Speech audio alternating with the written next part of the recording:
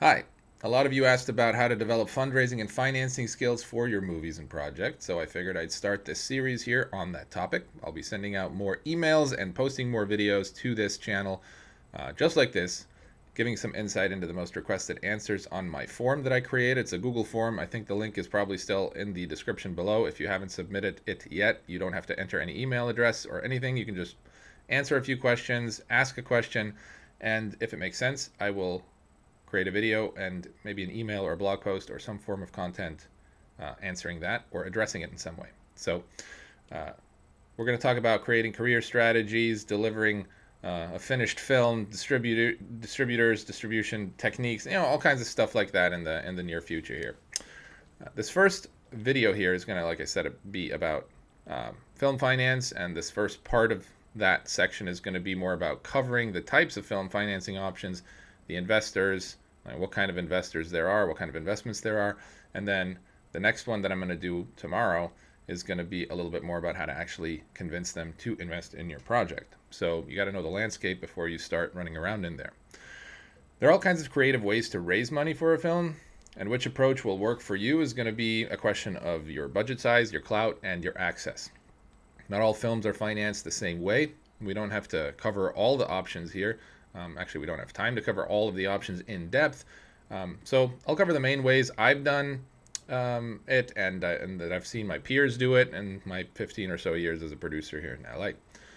One final note, I'm not a financial advisor and I don't speak the language of finance. I'm a filmmaker and I just do what I got to do to make this crazy career work. I'm open to criticism as long as it's constructive. I don't claim to have all the answers. I'm just passing on what I've seen, learned, and done in my own career and the careers of my peers at the Producers Guild in LA here, the PGA, and around Los Angeles, and also some international and other states that I've interacted with and co-produced stuff with. So, as Eazy-E said on his song Boys in the Hood, don't quote me, homeboy, because I ain't said shit. So, to understand how to get your film financed, we should start with the things or the kinds of financing options that there are, who can provide them, and what I think the pros and cons of each one are. Again, this is my opinion. You might feel otherwise. Film financing essentially breaks down into a couple of subsections, and here are the ones I'm familiar with. One is debt investment. These are essentially loans from either institutions like banks, film financing companies, or private individuals.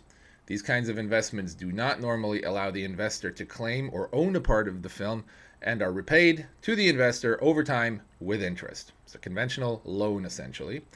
The pros of this kind of investment or this kind of financing, is that it doesn't require you as a producer or a filmmaker to share ownership in your IP or your project, and generally it comes from investors who care less about being involved in the film and more about making their money back with interest. The cons here are that debt investments require a payback with interest, so you better be sure that your film is going to make money, which is increasingly difficult in this day and age, or you may find yourself struggling to repay your investors. And that's a problem, because oftentimes to get a loan, especially if you don't have a lot of clout, you kind of have to guarantee it with some personal assets or something like that. And it's very hard to get this kind of funding without a strong track record of successful past projects that have made money, specifically made money, not won awards, made money. Even then, it can be hard, as independent films are not known to be safe investments and usually do not make their money back. I think it's something like 4% of independent films actually make their money back. So the chances of you making more money on your movie than what the investment actually is, especially in today's upside down market, it's a lot of risk. And so these are kind of tough to get, and you don't always want a loan. 2, equity investment. This kind of film financing is usually provided by companies and individuals who want to become partial owners of the project. They're investing in you, or in a project, so they kind of they want part of it. They're not just interested in the numbers. Rather than investing in your film and asking for the money back with interest, these investors will share ownership of the film itself and will receive some sort of a percentage from the investors' pool. Of what the film earns over time forever, really. They own the film with you. So basically, they're the money and you're the production. You make it, they pay for it, like any other venture capital or business investment. The pros here is that it's safer. It's a safer bet for you as a filmmaker. If the film makes money, everyone wins and gets paid. If it doesn't, though, there's no loan or interest to repay. So everyone fails together, in a sense. The cons here for the filmmaker, with partial ownership comes often influence. Now, it's not always the case, but especially when individuals invest as equity investors, they can oftentimes tend to make demands or influence creative choices using their pull because they put the money in and put my daughter in the movie. Have sort of ideas, and oftentimes these investors, especially if they're from the private sector, are not film people. They're not storytellers. They are enthusiasts. Maybe they feel passionately about something that you're doing, but they really don't know or have a creative vision sometimes, and so they will do things that are sometimes a little bit more damaging if you're not careful with your contract or how you treat your equity investors and your partners. So they feel a lot more responsible for the film, understandably so. They have a stake in the game. And of course, every investor has an interest in the film making money and making its money back. But when somebody sort of co-owns it with you as an equity investor, they tend to feel a little bit more attached than a bank that just gave you a loan and just cares about the numbers. So option three is grants. Grants are funds usually provided by governments, or they're provided to filmmakers, and there's grants for everything, but there are ones for filmmakers, and they're provided by government agencies or nonprofits that do not require repayment.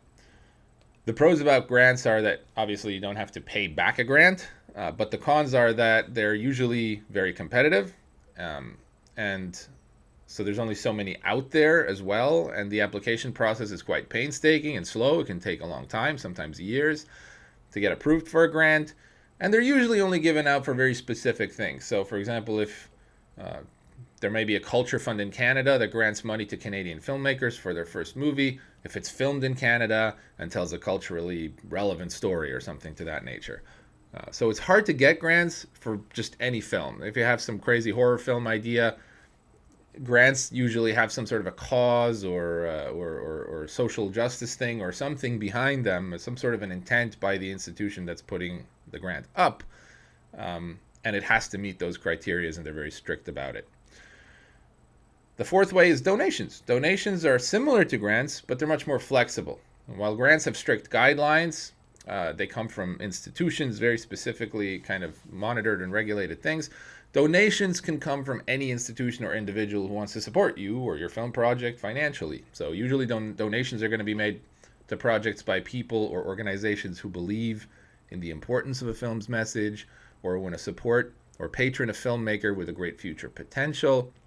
We've taken donations for films that we did, a documentary we did in 2017, 16, something like that, that was entirely funded by donations.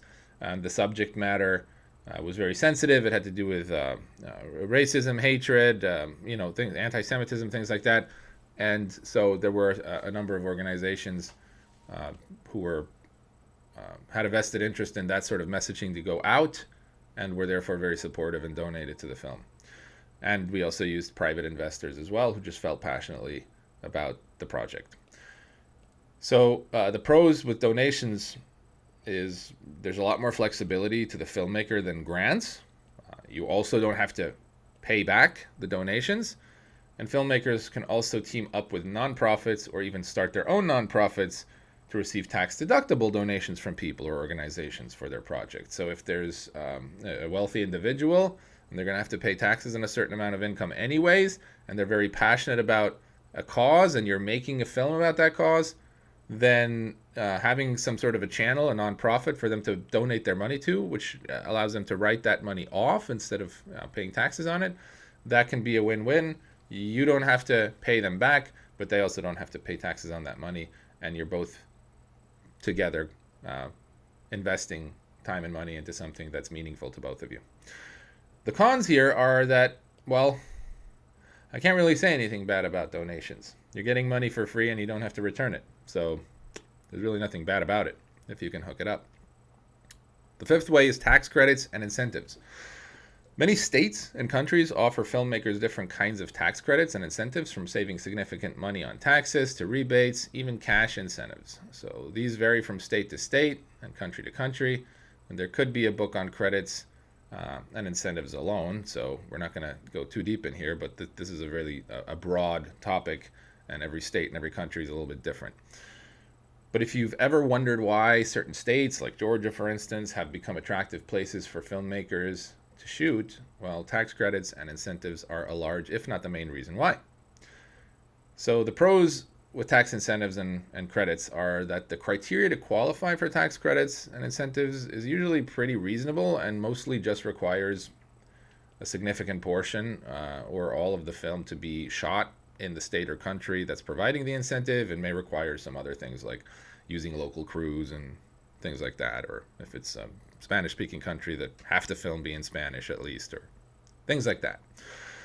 The cons about tax credits and incentives is that usually they require a certain amount of money already to be there for the film. So, for instance, if the state of Georgia will give you a 30% tax credit on films, and you bring on films that are, let's say, 500K or higher, and they'll kick 30% back to the filmmaker through various breaks and incentives, effectively giving the production more money to work with. So that's great. So 30% on 500, that would be another $150,000, right? So you have more budget, but it requires that the filmmakers raise the first 500,000 in the first place from other sources before they're eligible for the incentives by the state. Now, without going too deep into this, that can often be used, like tax credits and stuff can often be used as a way to get things going. So if you know you're going to shoot a film in Georgia and you don't have the money yet, but you know that if you raise 500,000, you're going to get 150K back, in a sense, in one way or another, you can find a debt investor who will give you a loan for, let's say, $120,000, and you know you're going to get 150 back, right? And you can tell them, you put the first money in and you get the first money out. So the minute we raise the rest of the money and we go into production, you get the tax credit, or you get the tax incentive, right? So they basically have a pretty safe way, and they're essentially then used as just a way to kickstart your funding. So because the second money is always easier to get than the first money. So if you raise 150 grand, it's easier to get somebody else to add another 100,000 or another 150, and then you're already at 300. Or even you might find somebody who will put in the rest. But people are generally hesitant, especially with newer filmmakers and producers, to put in the first money. But if you can guarantee somebody the tax incentives from shooting in Georgia, then you can get somebody to put the first money in as a loan. You hold it in an escrow account. Don't touch it. If you raise the rest of the money, great. Go make your movie. Pay the money back to the investor. If you don't, the money's still in the escrow account. You didn't catch it. Shoot it back to the investor. So the sixth way to do film financing is pre-sales. Film pre-sales essentially leverage the buyers, the distributors of films, domestically and often internationally, through what's called ISAs, or international sales agents, or the studios and platforms themselves, Universal, Disney, Netflix, and so forth. So essentially this approach acquires funding for a film by essentially selling it before the film's even made. The pros about this is that it's nice to make a movie that already has been sold and has a home, obviously. So if Lionsgate tells you, here, we're going to pay you $1 million for this movie when it's done, great. The cons here is that it's getting really difficult to do pre-sales, as it requires a lot of risk on the distributor side or the sales side, right? They're basically assuming that everything's going to go perfectly and that their film's going to sell, and films are very unpredictable. So purchasing a film that they haven't seen, you better have some serious clout, a great script, and a solid package, meaning you better have some famous actor, somebody who's going to really drive eyeballs to it, an incredible director, and have a very high degree of certainty that the project's going to be nothing but top tier if you expect to pre-sell your film in this day and age, because the industry is totally upside down.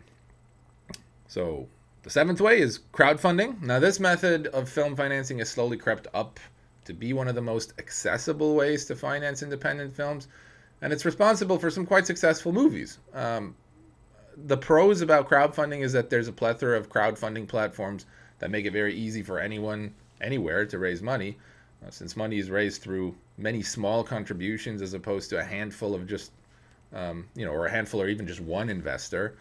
Repayment usually is not required, but perks are given out to people who do contribute. So things such as signed movie posters for $50. Like if you contribute $50 to the project, you get a signed movie poster once it's done, or you get a special thanks credit on the movie credits if you donate $500 or more, and things like that. So the filmmakers really repay the contributors by giving them little perks like that, as opposed to returning their money.